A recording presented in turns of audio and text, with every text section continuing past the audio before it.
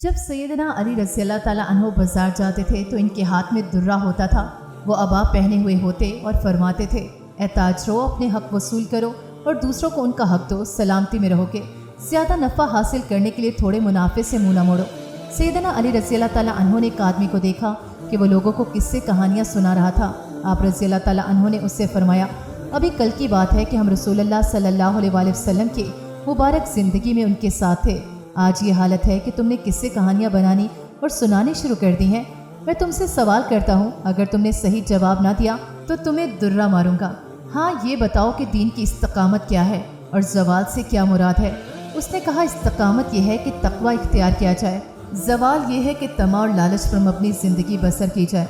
सैयदना अली रज़ी अल्लाह ताला अन्हो ने फरमाया, तुमने ठीक कहा, जाओ, तुम्हें किस्सा गोई की इजाज़त है।